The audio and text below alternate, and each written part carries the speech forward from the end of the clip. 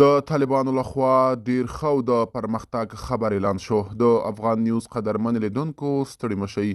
د طالبانو حکومت د آمو سیند له حوزوي استخراج شوي میلیونونه ټونه اومه تیل مو وپلورل.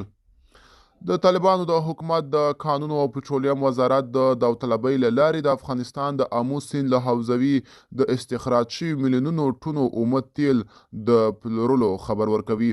د دې وزارت ویان همایون افغان پرون سه شنبې په خپله ټویټر پاڼه لیکلي چې د قشقرې له سیمې د استخراج شویو 80,000 ټونه اومه تیلو د پلورلو په داوطلبۍ کې 18 کمپنیو ګډون کړی و چې د یما د پټرولیم شرکت د لوړې بیې په وړاندې کولو سره ګټونکی اعلان شو.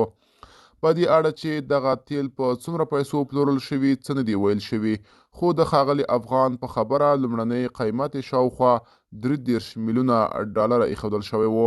د شمال د تیلو په دغه حوزه کې یو چینایي کمپنۍ پانګونه کړې ده.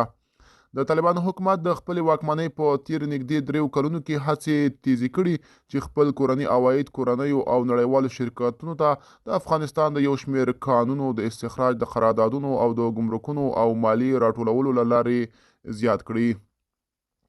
بلخوا پاکستان کې سخته ګرمي، سند کې تودوخه 52 درجې ته رسیدلې. د پاکستان په جنوبي ایالت سند کې د ګرمۍ څپه راغلې او هلته یې د حرارت درجه تیرو 40 ساعتونو کې له 52 سانتي ګرادو څخه لوړه شوې ده. د رویټرز خبري اژانس په وینا د اقلیمي بدلون له کبله دغه ګرمي د ریکارډ کچې ته نږدې شوې ده.